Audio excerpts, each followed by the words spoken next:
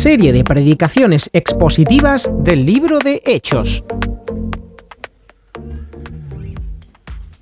Pues buenos días a todos los que no he saludado desde aquí y saludar también a los que están siguiendo este culto por internet o los que verán el mensaje más adelante en diferido, pues quedad también saludados de parte de la Iglesia.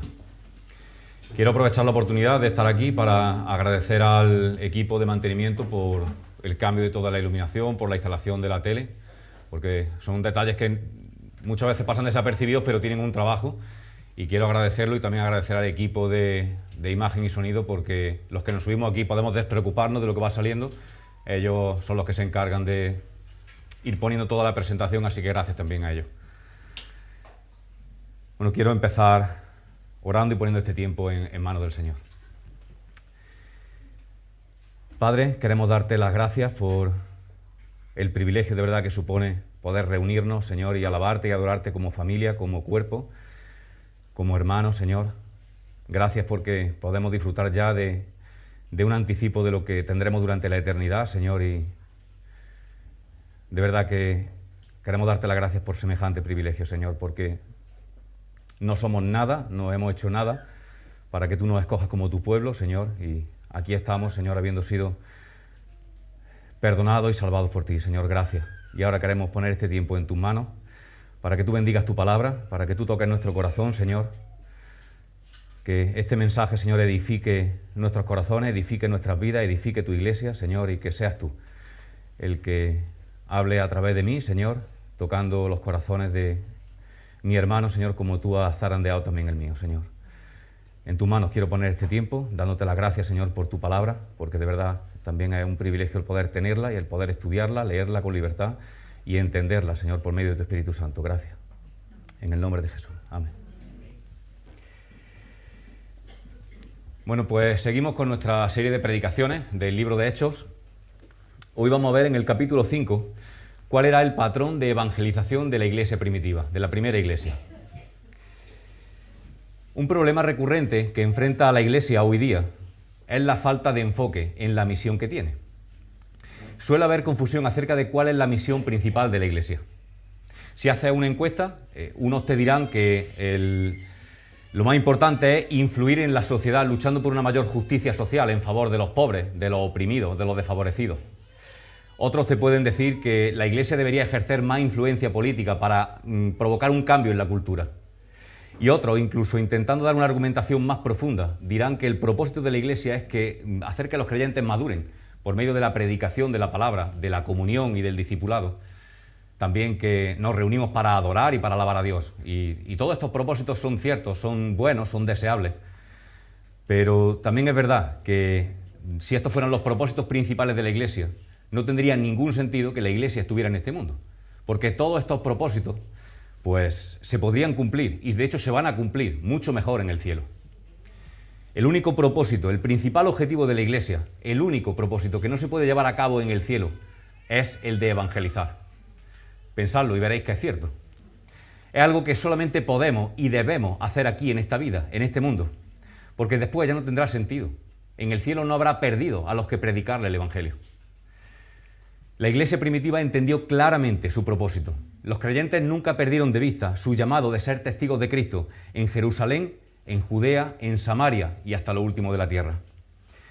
Y el esfuerzo y la eficacia de aquellos primeros cristianos resultaron en un crecimiento explosivo. Como hemos leído en esta semana atrás, un día se convirtieron más de 3.000 personas. También leemos que cada día el Señor añadía más y más creyentes. Y después que el número de integrantes de la iglesia era ya de más de 5.000 hombres, sin contar a las mujeres y a los niños. Y a partir de ese momento la iglesia creció ya demasiado rápido como para poder llevar la cuenta. En Hechos 5:14 habla de un gran número así de hombres como de mujeres. En Hechos 6:7 dice que el número de discípulos se multiplicaba grandemente. Y en Hechos 11, 21 y 24, que un gran número creyó y se convirtió al Señor, y que una gran multitud fue agregada al Señor. ¿Qué hizo la Iglesia para contribuir a este crecimiento tan espectacular? ¿Cómo se extendió tan rápidamente, a pesar de la fuerte oposición de las autoridades judías? Bueno, pues este pasaje de Hechos 5, del 12 al 42, presenta 5 claves para la evangelización eficaz de la Iglesia primitiva, que vamos a ver como las 5 P's. En la última predicación me tocó la parte final de Hechos 2 y la titulé Características de una iglesia ejemplar. Y como no tenía muchas ganas de escribir a la hora de titular esta predicación, pues la he titulado Características de una evangelización ejemplar. Y he dividido el texto en 5 puntos, en estas 5 características, estas 5 P's que vamos a ver. Pureza, poder, persecución, persistencia y productividad. Pureza, poder, persecución, persistencia y productividad. Vamos a ver en primer lugar la pureza. En esta predicación el texto es largo, así que no lo voy a leer entero para luego volver a releerlo. En cada punto vamos a leer el texto que corresponde a cada uno de estos puntos. Vamos a empezar por la segunda parte del versículo 12. De la segunda parte del 12 hasta el 14 forma un paréntesis entre la primera parte del 12 y del 15 en adelante. Y la idea iniciada en la primera mitad del 12 continúa luego a partir del 15. Y el pensamiento en este paréntesis es la pureza de la iglesia. Dice, de la segunda mitad del versículo 12 en adelante, dice, y estaban todos unánimes en el pórtico de Salomón. De los demás, ninguno se atrevía a juntarse con ellos, aunque el pueblo los elogiaba grandemente. Y los que creían en el Señor aumentaban más, gran número, así de hombres como de mujeres. La semana pasada vimos lo importante que era para la iglesia en sus comienzos mantener la pureza y la santidad. Y fue por eso que Dios trató con tanta severidad el pecado de Ananías y Safira. Porque era necesario erradicar desde el principio los ataques que Satanás estaba empezando a hacer desde adentro. Por eso Dios ejerció una disciplina ejemplar. La iglesia que debe alcanzar al mundo debe ser una iglesia pura, debe ser una iglesia que trate con el pecado. Y Dios mostró la importancia que le da a la pureza de su iglesia mediante el severo juicio de Ananías y Safira. Aunque Dios puede intervenir directamente con el pecado, como hizo en la iglesia de Corinto, donde algunos estaban enfermos y otros habían muerto por su pecado, lo cierto es que disciplinar a los creyentes en su pecado es responsabilidad directa de cada congregación. Pero por desgracia, la disciplina es un deber que con frecuencia pasamos por alto hoy día. A veces porque se tiene la equivocada idea de que amor y disciplina chocan entre sí. Otras veces porque es desagradable, es duro el confrontar a los hermanos en su pecado. Pero no hay que perder de vista que el objetivo de la disciplina es eliminar, erradicar el pecado. Así que es precisamente por amor que hay que ejercerla, que hay que aplicarla. Dios ama a los creyentes, Dios ama a sus hijos y por eso los disciplina, como dice Hebreos 12. La importancia de confrontar el pecado en la iglesia se expresa en muchos mandatos del Nuevo Testamento, pero la enseñanza más extensa en este sentido viene de Jesús mismo, antes incluso de que la iglesia existiera como tal. En Mateo 18, del 15 en adelante, Jesús dijo, si tu hermano peca contra ti, ve a solas con él y hazle ver su falta. Si te hace caso, has ganado a tu hermano, pero si no es así, lleva contigo a 1 o 2 más para que todo asunto se resuelva mediante el testimonio de 2 o 3 testigos. Si se niega a hacerles caso, díselo a la iglesia y si incluso la iglesia no hace caso, trátalo como si fuera un incrédulo o un renegado. Es decir, sácalo de la iglesia.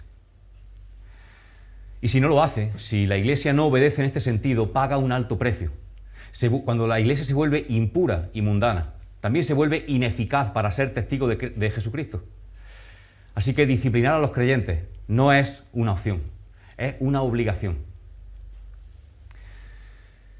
Y ahora que en esta iglesia primitiva se ha tratado con el pecado de Ananías y Safira, estaban todos unánimes, y este todo se refiere a los creyentes. Y el pórtico de Salomón al que hace referencia se había convertido en un lugar favorito de reunión para los creyentes. Allí se juntaban a diario para orar y para adorar. Allí se dio el segundo sermón de Pedro, también uno de los discursos de Jesús. Y Lucas presenta ahora la paradójica verdad que ya nos anunciaba José Daniel la semana pasada, en su spoiler de esta predicación, diciendo que de los demás, de los incrédulos, ninguno se atrevía a juntarse con los creyentes, aunque el pueblo los alababa grandemente. Es decir, tenían un gran respeto por los seguidores de Jesús y por su devoción. Tenían mucho respeto, o más bien temor, por el poder de Dios mostrado a través de los milagros que hacían los apóstoles. Pero por encima de todo eso estaba el miedo a que el pecado sería severamente juzgado. El rápido juicio de Dios sobre Ananías y Safira evitó que los simpatizantes no comprometidos se unieran a la iglesia, a los cristianos, y pervirtieran su pureza desde adentro. Tratar severamente con el pecado ayuda a mantener una iglesia pura. La gente no corre a unirse a una iglesia que los confrontará con su pecado y los sacará a la luz. Así que la disciplina es una clave esencial para la evangelización, porque purifica a la iglesia y aleja a todos aquellos movidos únicamente por intereses personales o por curiosidad. Pero vemos que a pesar de la estricta disciplina, los que creían en el Señor aumentaban más. Es más, había tantos que Lucas ya había perdido la cuenta, había dejado de hacer números. Y Lucas solamente puede describirlos como un gran número así de hombres como de mujeres. Y una de las claves para esto fue la pureza. Disciplinar ahuyenta a aquellos que aman el pecado, pero atrae a los que lo aborrecen y aman la verdad. Los hombres pueden levantar sus iglesias tolerando el pecado, buscando crecimiento a cualquier precio. Pero el Señor levanta la suya entre personas que aman la santidad y que ponen el pecado al descubierto. El Señor quiere un compromiso total y solamente una iglesia formada por personas así tendrá un poderoso testimonio hacia el mundo. ¿Queremos causar impacto? ¿Queremos ser utilizados por el Señor? Pues trabajemos y esforcémonos en nuestra santidad, en nuestra pureza, tanto individualmente como en la iglesia.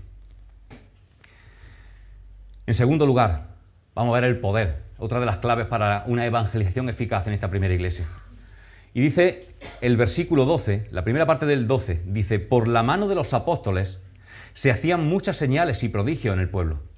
Y continúa a partir del 15, tanto que sacaban a los enfermos a las calles y los ponían en camas y lechos para que al pasar Pedro, al menos su sombra cayese sobre algunos de ellos.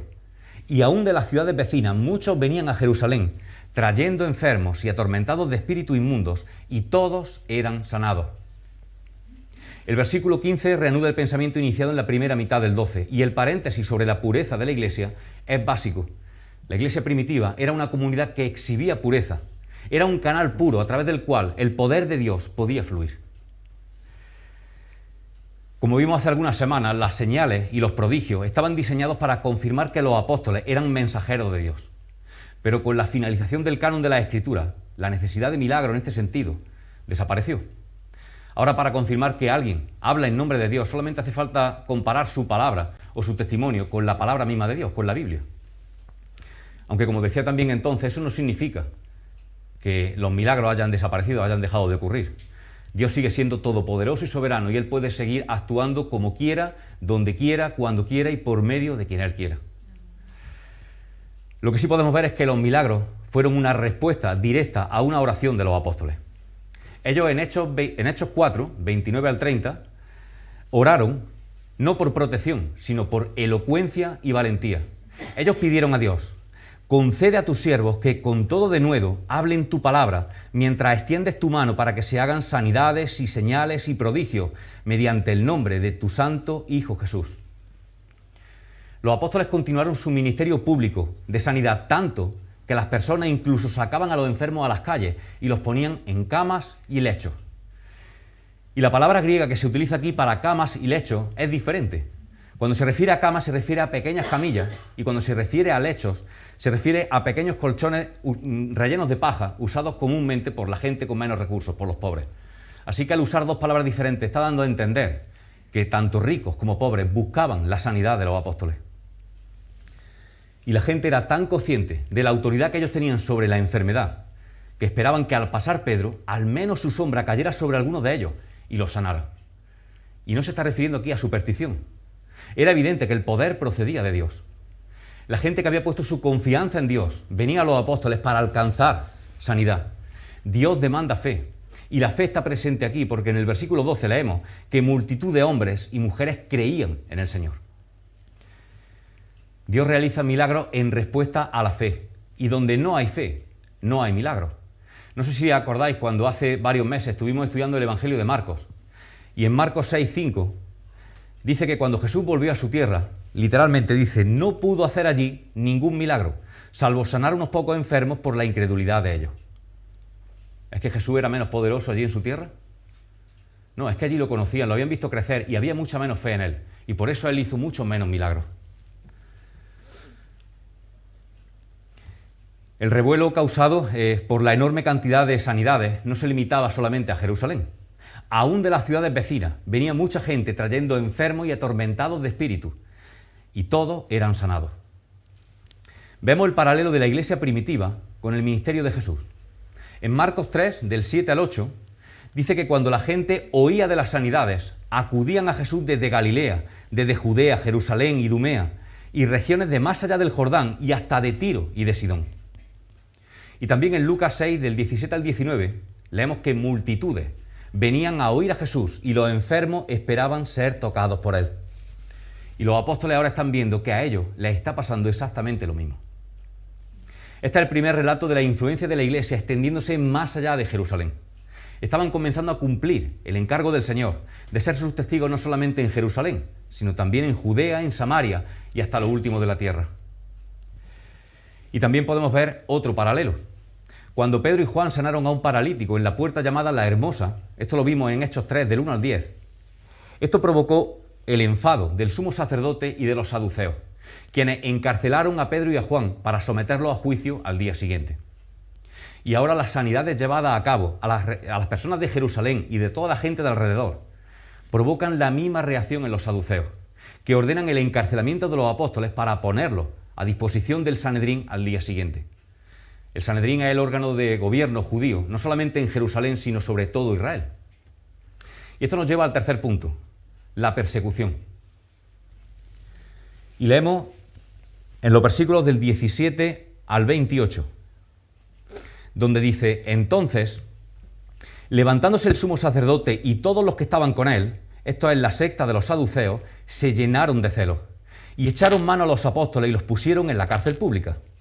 Mas un ángel del Señor, abriendo de noche las puertas de la cárcel y sacándolos, les dijo: id y puéstos en pie en el templo, anunciad al pueblo todas las palabras de esta vida. Habiendo oído esto, entraron de mañana en el templo y enseñaban. Entre tanto vinieron el sumo sacerdote y los que estaban con él y convocaron al concilio y a todos los ancianos de los hijos de Israel y enviaron a la cárcel para que fuesen traídos. Pero cuando llegaron los alguaciles no los hallaron en la cárcel. Entonces volvieron y dieron aviso, diciendo: por cierto, la cárcel la hemos hallado cerrada con toda seguridad y los guardas fuera de pie ante las puertas. Mas cuando abrimos, a nadie hallamos dentro. Cuando oyeron estas palabras el sumo sacerdote y el jefe de la guardia del templo y los principales sacerdotes, dudaban en qué vendría a parar aquello. Pero viniendo uno les dio esta noticia: he aquí los varones que pusisteis en la cárcel están en el templo y enseñan al pueblo. Entonces fue el jefe de la guardia con los alguaciles y los trajo sin violencia, porque temían ser apedreados por el pueblo. Cuando los trajeron, los presentaron en el concilio y el sumo sacerdote les preguntó diciendo: ¿no os mandamos estrictamente que no enseñarais en ese nombre? Y ahora habéis llenado Jerusalén de vuestra doctrina y queréis echar sobre nosotros la sangre de ese hombre. Una iglesia pura y poderosa inevitablemente va a provocar una reacción hostil del mundo y de Satanás. Iglesia y cristianos comprometidos provocarán cambios y el mundo y Satanás responderán con persecución. Pablo escribió en 2 de Timoteo 3:12: todos los que quieran vivir piadosamente en Cristo, ¿vivirán cómodos? No, padecerán persecución. La sanidad de muchos en Jerusalén y alrededores dio origen a grandes titulares en la prensa diaria. Todos los periódicos, los telediarios, las redes sociales, en todos sitios se comentaba la noticia de la gran cantidad de milagros que sucedían a través de los apóstoles. Multitudes los perseguían. Y esto no podía pasar desapercibido ni para el sumo sacerdote ni para el Sanedrín. Tenían un problema. Y por eso, horrorizados por la rápida expansión de la iglesia, el sumo sacerdote y los que estaban con él, es decir, la secta de los saduceos, se llenaron de celos. Se llenaron de celos porque es que además los apóstoles y los demás cristianos se atrevían a reunirse y a reunir a las multitudes en los recintos del mismísimo templo, que para los saduceos era el centro de su dominio, de su control y de su influencia sobre la gente. Mientras que la oposición más fuerte contra Jesús durante su ministerio fue por parte de los fariseos, fueron los saduceos los principales perseguidores de la iglesia en su inicio. Ellos, que no creían en la resurrección, no podían tolerar bajo ningún concepto a esta secta que creía que el mismo hombre al que ellos asesinaron, a Jesús, había resucitado de los muertos y que además representaba el poder que había detrás de los milagros que estaban sucediendo entre el pueblo. Así que, obligados por la gravedad de la situación, echaron mano a los apóstoles y los pusieron en la cárcel pública. La verdad es que no entiendo cómo a esta altura, y después de haber visto tantas señales, tantos prodigios, tantos milagros, pensaron que unos simples barrotes iban a limitar el poder de Dios. A lo largo de Hechos vamos a ver que el encarcelamiento no es ningún problema para el Señor. Una vez más, la persecución provocó la oportunidad para que el Señor mostrara su poder. Dice que un ángel del Señor abrió de noche las puertas de la cárcel y liberó a los apóstoles. Y en cierta manera fue irónico que Dios usara a un ángel para liberar a los apóstoles, ya que los saduceos también negaban la existencia de ángeles. Después de liberarlo, el ángel le ordenó: id y puesto en pie, anunciad al pueblo todas las palabras de esta vida.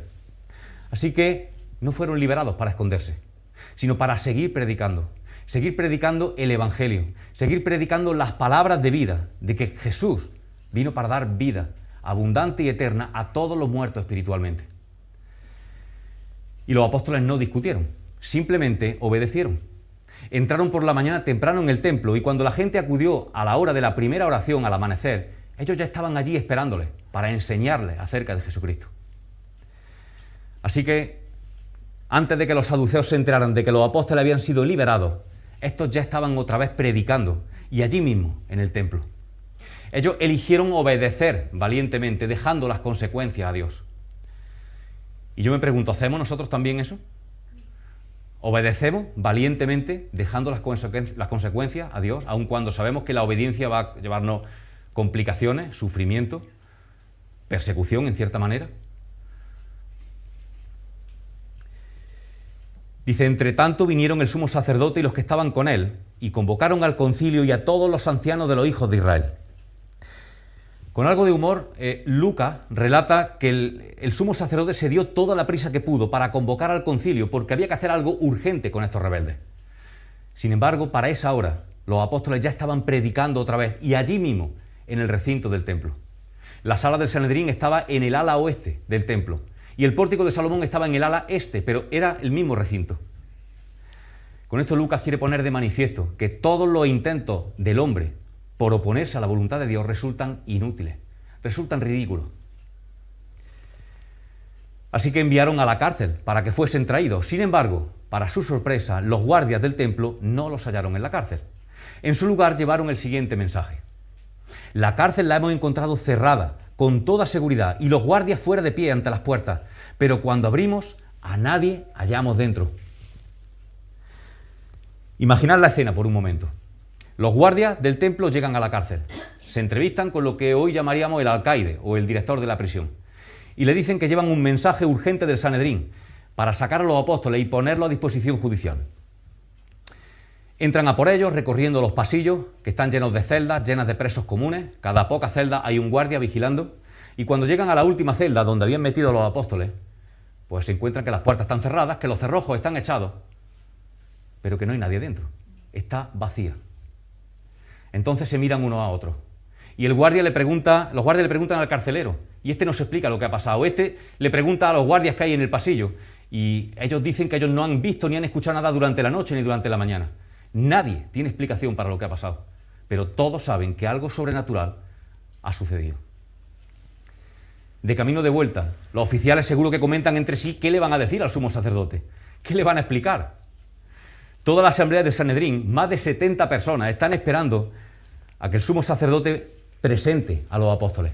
Así que los alguaciles, los guardias, se presentan allí sin ellos. El sumo sacerdote, que había convocado con urgencia a todos los asistentes, no es capaz de presentar a los acusados. Y los guardias dicen que en la cárcel pues todo estaba como debía estar, con una sola excepción: los presos se habían esfumado, como si fueran humo. Así que cuando oyeron todas estas palabras, el sumo sacerdote y el jefe de la guardia del templo y los principales sacerdotes dudaban en qué vendría a parar aquello. Entraron en pánico. Estaban viendo como una y otra vez eran impotentes para detener lo que para ellos era la amenaza más grande.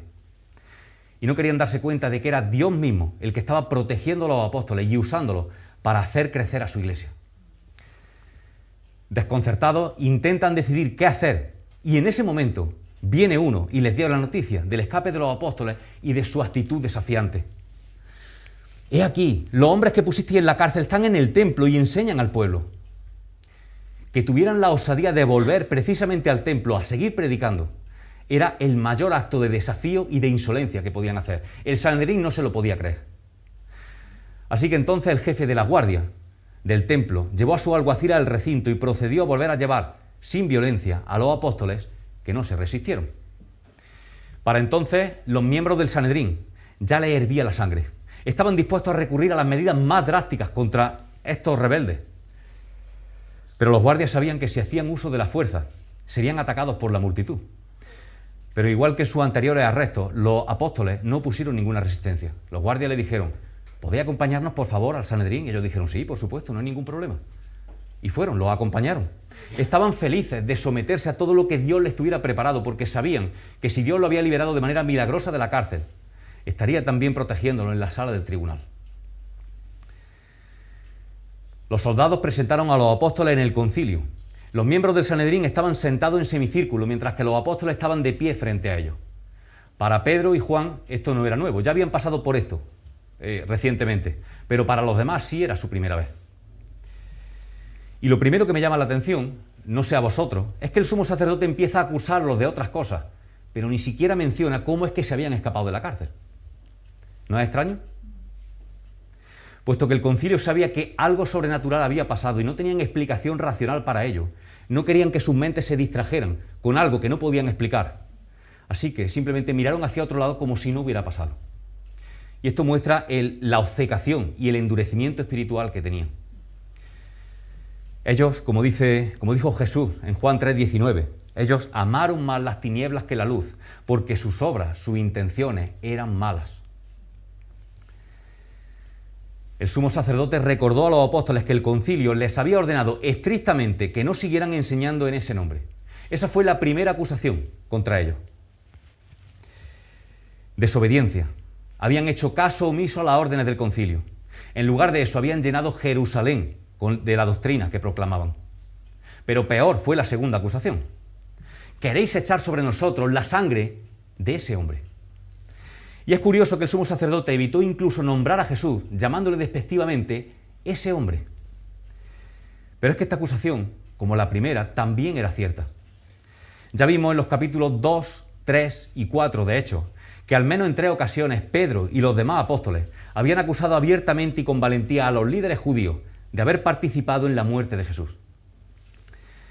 Sin embargo, el sumo sacerdote olvidó que él y su socio habían pedido abiertamente la muerte de Jesús, aun cuando Pilato dijo en 4 ocasiones seguidas que no lo hallaba culpable de nada y que deseaba soltarlo. En Mateo 27, del 24 al 25, podemos leer que Pilato dijo: inocente soy yo de la sangre de este justo, allá vosotros. A lo que ellos contestaron: su sangre sea sobre nosotros y sobre la de nuestros hijos. Pero el sumo sacerdote se olvidó de esto. Y vamos a pasar ahora a ver la persistencia en la contestación, en la respuesta de los apóstoles. Dice el versículo 29 al 32. Respondiendo Pedro y los apóstoles dijeron: es necesario obedecer a Dios antes que a los hombres. El Dios de nuestros padres levantó a Jesús, a quien vosotros matasteis colgándole de un madero. A este Dios ha exaltado con su diestra por príncipe y salvador, para dar a Israel arrepentimiento y perdón de pecados. Y nosotros somos testigos suyos de estas cosas, y también el Espíritu Santo, el cual ha dado Dios a los que le obedecen. Si el concilio esperaba que los discípulos se acobardaran, se equivocaron una vez más. Pedro había sido el portavoz de los apóstoles desde que Jesús ascendió al cielo. Él fue quien habló a los creyentes en el aposento alto, en Hechos 1, a la multitud en Pentecostés, en Hechos 2, también a la muchedumbre en el pórtico de Salomón, en Hechos 3, y al Sanedrín, en Hechos 4. Así que Pedro, hablando en nombre de los apóstoles, contestó con gran valentía ante los 71 miembros del Sanedrín que era necesario obedecer a Dios antes que al hombre, igual que en su anterior defensa cuando fue arrestado con Juan.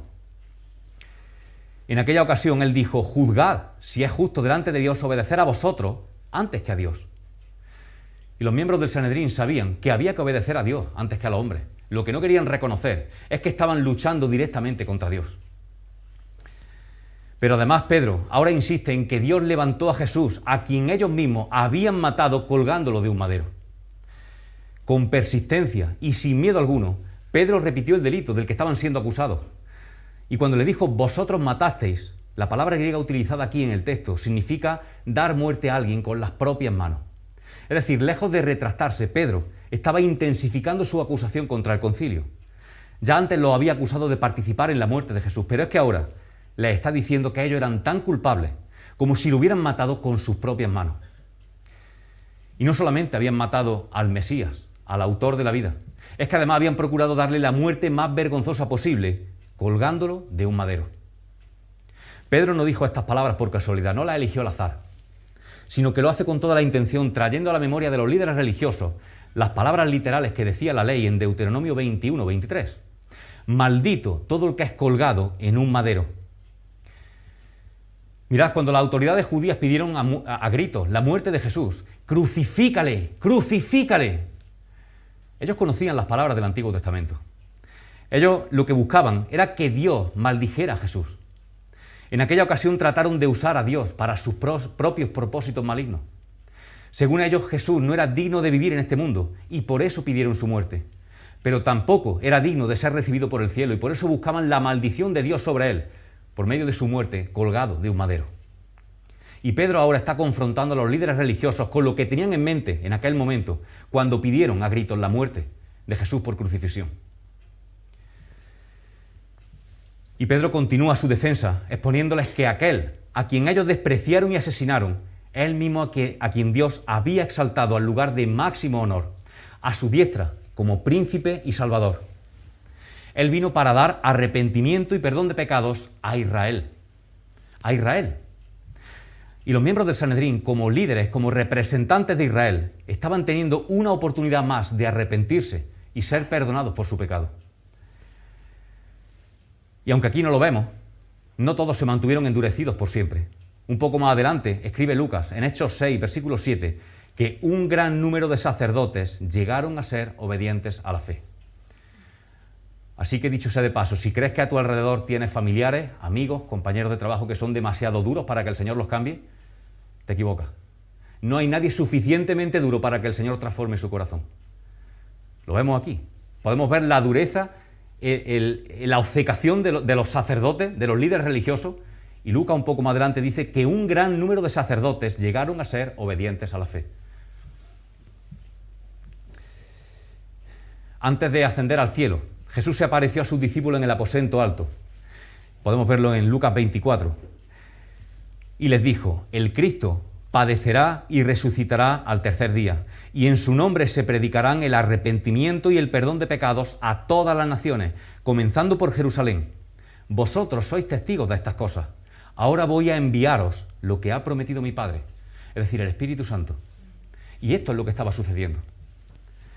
De la vida, la muerte y la resurrección de Cristo, de su poder y del cumplimiento en él de todas las profecías del Antiguo Testamento, los apóstoles eran testigos y por eso no podían dejar de decir lo que habían visto y lo que habían oído. Y de todo esto también era testigo el Espíritu Santo, el cual Dios da a los que le obedecen. El Espíritu Santo capacitó a los apóstoles para que testificaran de Jesús y trabajó a través de ellos para demostrar con prodigios y señales que ellos eran enviados de Dios y que estaban respaldados por él. Y comentar rápidamente aquí un par de cosas. Que a los salvos se les describe aquí como los que obedecen. Es decir, ellos se caracterizaron por la obediencia. El verbo usado aquí en griego significa obedecer a alguien que se encuentra en autoridad. Así que la salvación implica necesariamente reconocer la autoridad de Jesucristo como Señor y rendirse en obediencia a él. ¿Lo ha hecho ya? Y otra cosa importante es que el Espíritu Santo se da a toda persona que se arrepiente y es perdonada por sus pecados. Por tanto, Pedro hace sinónimo el hecho de obedecer a la fe con recibir el Espíritu Santo. Así que si tú estás seguro de haber recibido a Cristo como Salvador, de haberlo reconocido como Señor, tú puedes estar seguro de que Dios ha puesto su Espíritu en ti. Y por último vamos a ver la productividad. Versículos del 33 al 42. Dice, ellos, los miembros del Sanedrín, oyendo esto, se enfurecían y querían matarlo. Entonces, levantándose en el concilio, un fariseo llamado Gamaliel, doctor de la ley, venerado de todo el pueblo, mandó que sacasen fuera por un momento a los apóstoles. Luego dijo, varones israelitas, mirad por vosotros lo que vais a hacer respecto a estos hombres, porque antes de estos días se levantó Teudas diciendo que era alguien. A este se unió un número como de 400 hombres, pero él fue muerto y todos los que le obedecían fueron dispersados y reducidos a nada. Después de este se levantó Judas el Galileo en los días del censo y llevó en pos de sí a mucho pueblo. Pereció también él y todos los que le obedecían fueron dispersados.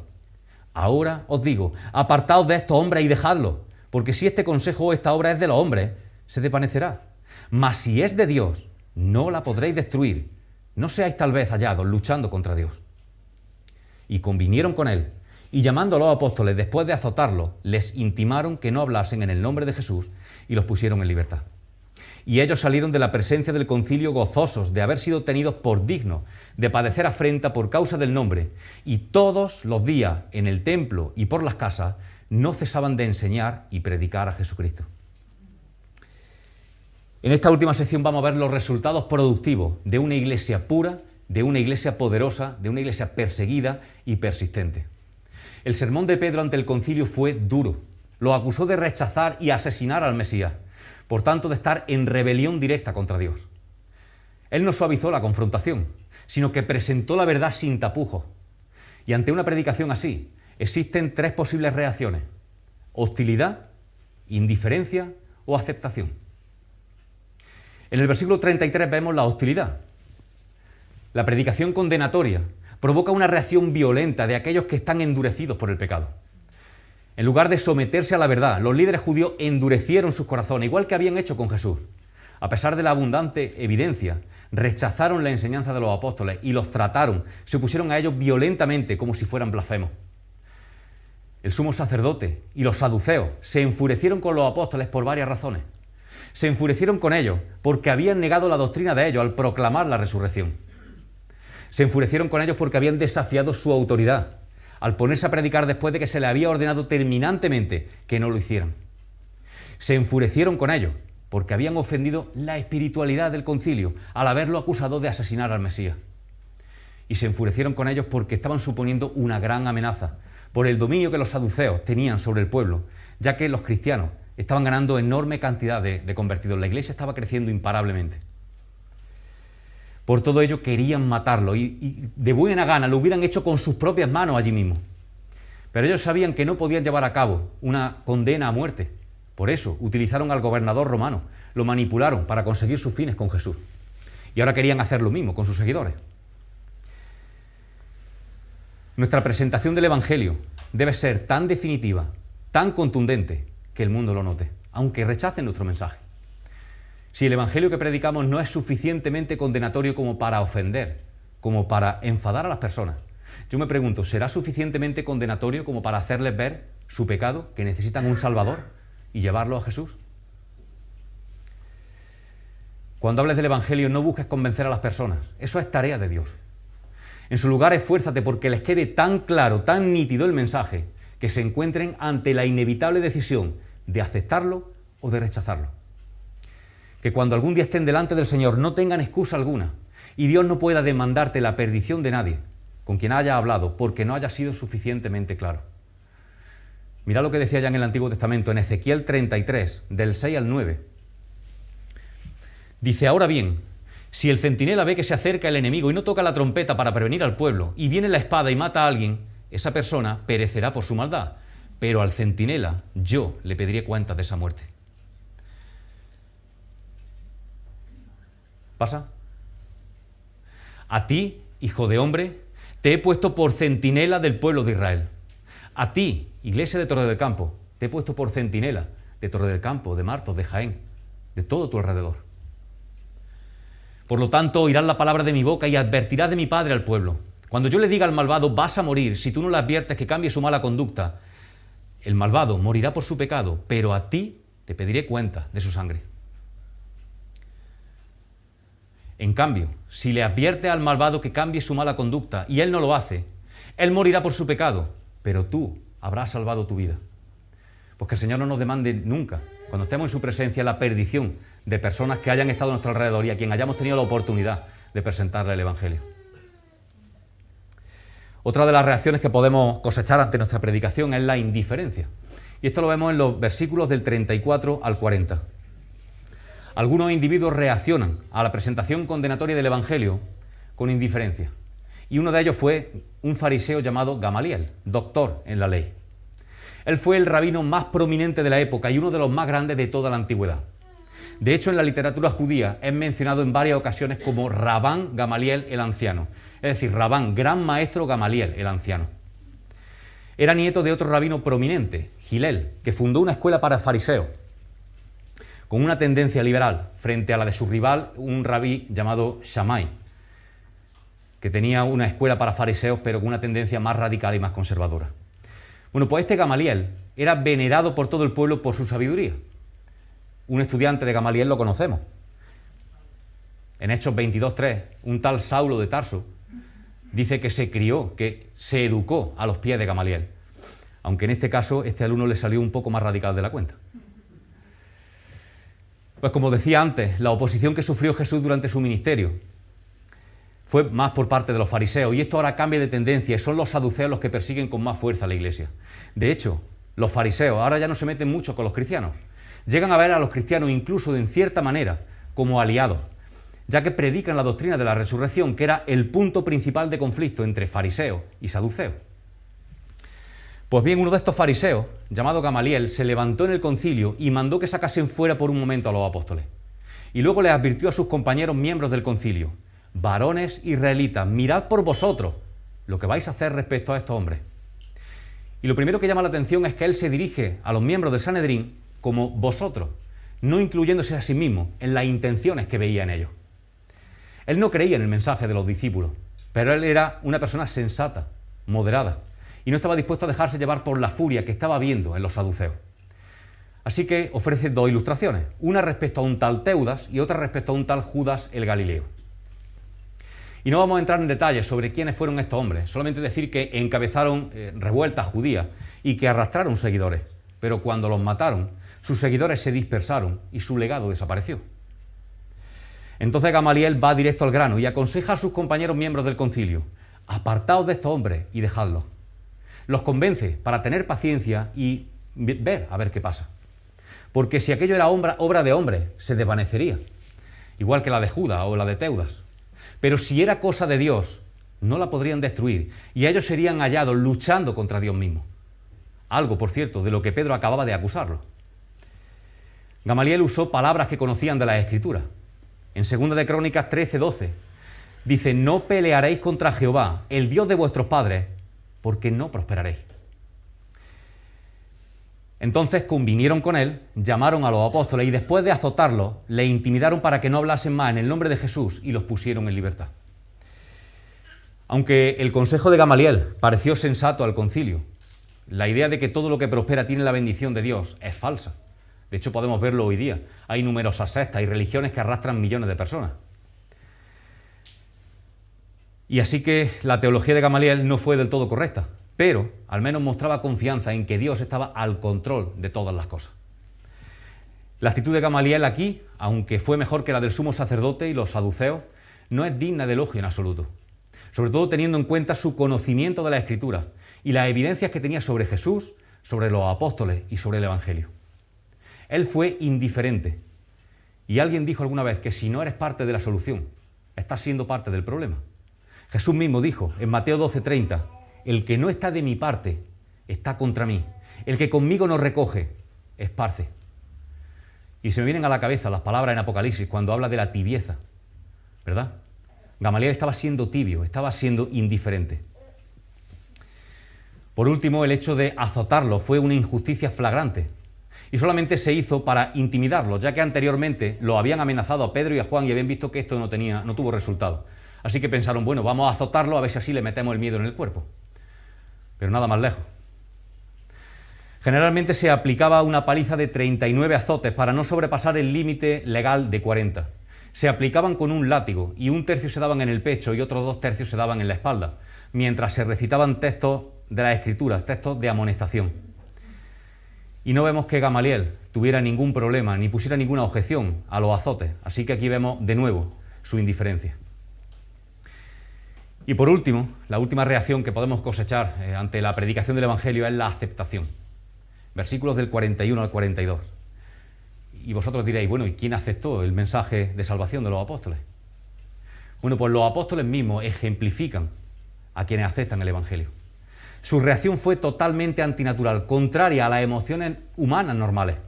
Lejos de estar amargados o desanimados o desilusionados por sufrir, salieron de la presencia del concilio gozosos de haber sido tenidos por dignos de sufrir afrenta por causa del nombre. Y esto demostraba una vez más que la Iglesia no es algo de producción humana, es algo sobrenatural, movido por el Espíritu Santo, por el mismísimo Espíritu de Dios. Jesús ya les había advertido tiempo antes de que esto pasaría. En Mateo 5, del 11 al 12, Jesús les dijo: dichosos, felices, seréis cuando por mi causa la gente os insulte, os persiga y levante contra vosotros toda clase de calumnia. Alegraos y llenaos de júbilo, porque os espera una gran recompensa en el cielo. Y los apóstoles estaban experimentando esto justo ahora. Y Pedro más tarde, ya con mucho más conocimiento y más experiencia, en su primera epístola, escribió: alegraos de tener parte en los sufrimientos de Cristo, para que también sea inmensa vuestra alegría cuando se revele la gloria de Cristo. Los cristianos somos triunfadores y debemos sentirnos orgullosos y gozosos cuando sufrimos por causa del nombre de Jesús. Esto no significa que seamos masoquistas y que busquemos ser perseguidos, pero tampoco que como cristianos debamos evitar el sufrimiento por Cristo a toda costa. Cuando Dios permite que un cristiano pase por momentos de sufrimiento inevitable, precisamente por su fe en Cristo, el creyente debe estar feliz, porque su recompensa, en palabras de Jesús, será grande en el cielo. La adversidad es, a veces, muchas veces, la herramienta que Dios usa para fortalecer la fe y la confianza del creyente. Dice: y sin dejarse intimidar, todos los días en el templo y por las casas no cesaban de enseñar y predicar a Jesucristo. Es decir, que se acobardaron. Todos los días en el templo y por las casas no cesaban de enseñar y predicar a Jesucristo. A diferencia de la falsa fe, que se viene abajo, que se acobarda ante la persecución y ante las dificultades, la fe de ellos demostró ser verdadera, fue puesta a prueba y fue fortalecida. La Iglesia primitiva entendió cómo llevar a cabo una evangelización eficaz y la vemos por medio de estas 5 características, de estas 5 P's: pureza, poder, persecución, persistencia y productividad. Al practicar este patrón de evangelización, como decía Eva al principio, pusieron el mundo al revés. Como decían los de Tesalónica cuando Pablo y Silas estuvieron allí predicando: estos que han trastornado al mundo entero han venido también aquí. ¿Puede decir la gente eso de nosotros? ¿Estamos trastornando el mundo a nuestro alrededor? ¿Puede decir la gente que nos conoce que intentamos trastornar la cultura, el mundo, por medio del Evangelio? Es cierto que tuvieron que soportar persecución de algunos y más tarde sufrirían mucho más por ello. Es cierto también que experimentaron la indiferencia de otros, pero no es menos cierto que a pesar de esto, el número de cristianos que aceptó el Evangelio no paraba de crecer, aumentaba sin parar, constantemente, cada día, hasta el punto de no poder llevar la cuenta. Así que esforcémonos en mantener nuestra pureza y nuestra santidad. Solo así podremos ser instrumentos útiles en manos del Señor para provocar un impacto poderoso. Precisamente por ello vamos a sufrir cierto grado de persecución. Y ese va a ser el momento en que nuestra fe y nuestro compromiso va a ser probado y debemos persistir. Y el Señor hará que nuestro testimonio y nuestra evangelización sea productiva para la extensión de su reino. Pues Señor, queremos darte en primer lugar las gracias por tu palabra, las gracias, Señor, por este ejemplo de esta iglesia primitiva. Señor, y como iglesia no queremos perder de vista que nuestro principal objetivo en este mundo, lo único que no podremos hacer cuando estemos en tu presencia, será predicar el Evangelio, será hablarle a los perdidos, Señor, de tu amor, de tu perdón, de la obra de Cristo. Así que, Señor, ayúdanos a no perder esto de vista, a tener nuestra visión y nuestra meta clara, Señor, para trastornar el mundo, para que podamos presentarnos delante de ti, Señor, algún día con una gran cosecha de almas, Señor, de personas transformadas por medio del Evangelio. Señor, ayúdanos a tomar ejemplo de estos primeros cristianos en su valentía, en su persistencia, Señor, en amarte a ti y a tus propósitos por encima de cualquier peligro, de cualquier incomodidad, de cualquier persecución, Señor. Te pedimos, Señor, que tú nos capacites por medio de tu Espíritu Santo, Señor, que tú nos llenes de valentía y de elocuencia, como ellos pedían, Señor, para hablar de ti abiertamente allí donde estemos, Señor. En tu nombre. Amén.